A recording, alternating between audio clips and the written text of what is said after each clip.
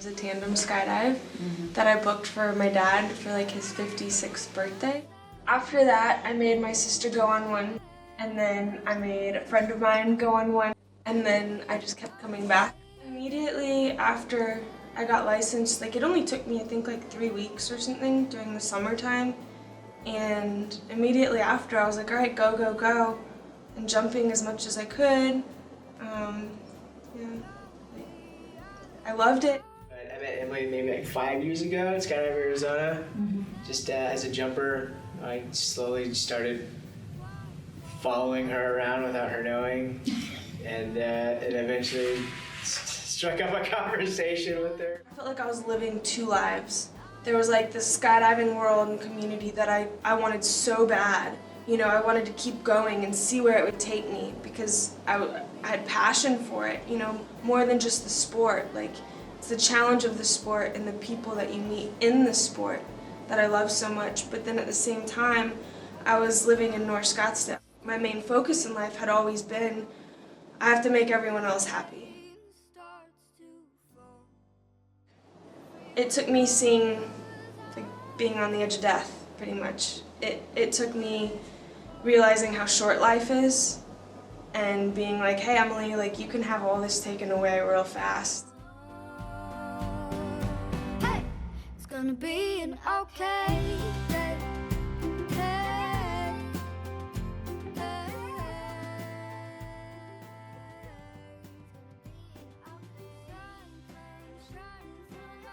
My diagnosis was 3 years ago. I was having personality changes. And then I was having the symptom of like tingling on one side, and like numbness on one side. And then finally in the end, I was having hallucinations. She was crazy. She was, and I was crazy too. And we both had issues that we just weren't able to hang out. And come to find out that a lot of her issues are stemming from, this brain tumor where, she was hallucinating, making things up, saying that I was doing things and I wasn't. And so she wasn't herself. I had a tumor the size of a golf ball that was spidering out into brain tissue, damaging that. Oligoastrocytoma. It's a mixed glioma cell type brain cancer. So the astrocytoma cells, they just end up reproducing wrong, and it turns into cancer. And then it spiders out because of the type of cells, kind of like a spidery looking cell. The thoughts of her life expectancy is like where I put my thoughts and energy into is what the possibilities can be from now and then. Not so much with, of course with like our life together, but also with who knows what's going to happen with technology, and treatment and the progression of treatments and just things in general. So at the same time too, like it's a great thing.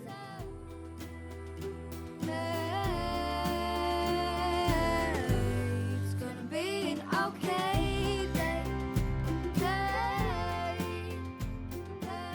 Before my craniotomy, one of my first questions to the brain surgeon was, am I ever going to be able to skydive again?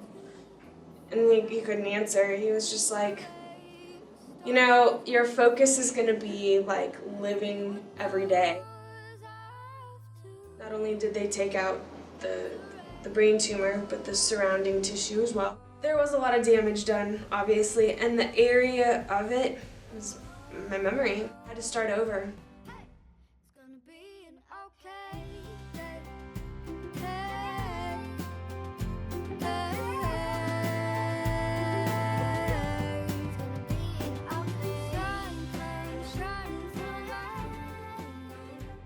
Like, it sucks, yeah. I have a terminal illness. I'm dealing with round 2 right now. I'm under radiation and chemo. But I can't complain. And I know that sounds really weird. But I can't complain in that because of that, because I was thrown that, instead of me looking at life saying, how do I make everyone happy? How do I chase things that aren't even my dreams and somehow be happy, Instead, I was like, okay, what do I want? All right, I might only have 18 months to live. What do I want? Well, this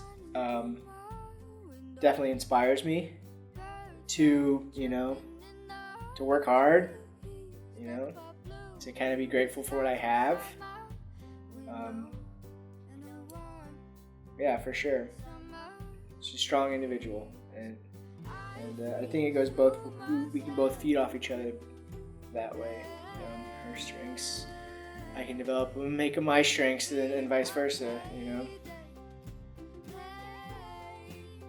I can't say like, oh, I've fully accepted everything, because as much as I've mentally prepped myself, you're never really fully prepped. It was a year and a half after my craniotomy that I was able to get back in the sky. Why crawl after we have learned to fly? I'll never cry. So, like, free fly alone is generally multiple different body positions. So you're not just belly to earth or back to earth, it's multiple, you're head up, head down, belly to earth, back flying. But then when you're trying to do an artistic thing with it, it's getting more dynamic to where you're flying in the sky, and you've got to train your body to be able to fly all those positions, but then like kind of make it ballroom dancing, if you will, with your teammate.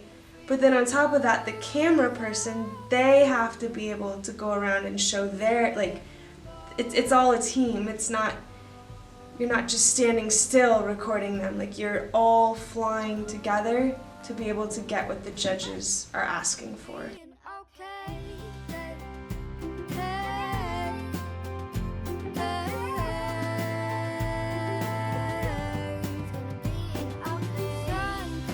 Shining so bright. Birds are chirping in the trees. Gonna be an okay day, okay day.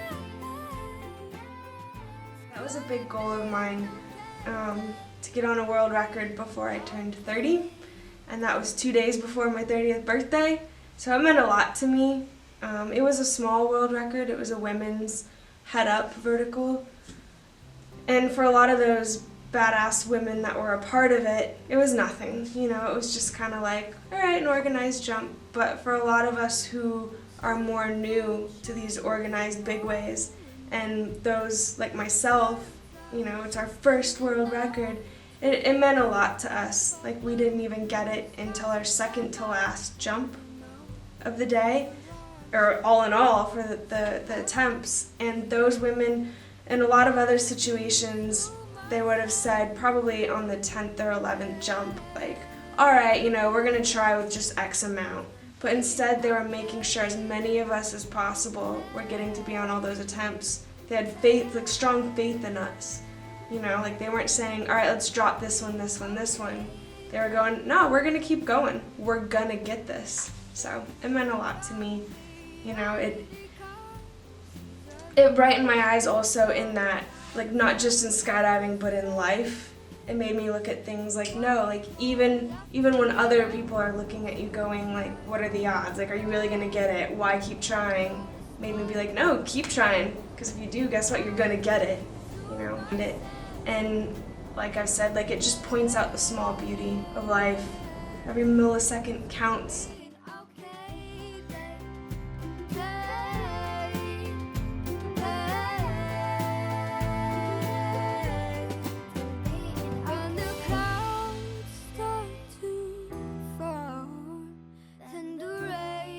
Themselves in a situation that Emily has found herself in with an illness that can put a cap on your life, is the big thing she always talks about is just staying positive, being strong, enjoying what you have, and a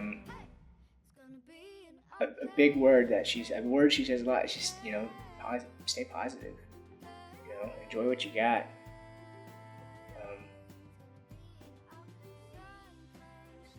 There comes that time where it's fight or flight. You just gotta fight and don't feel sorry for yourself, and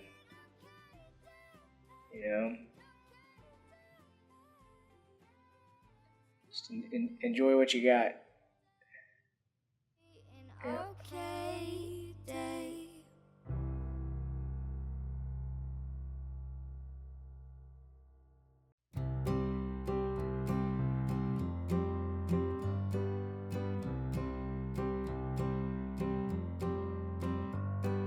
Sun comes shining through my window. Birds are chirping in the trees. Nothing but blue, blue skies outside my window.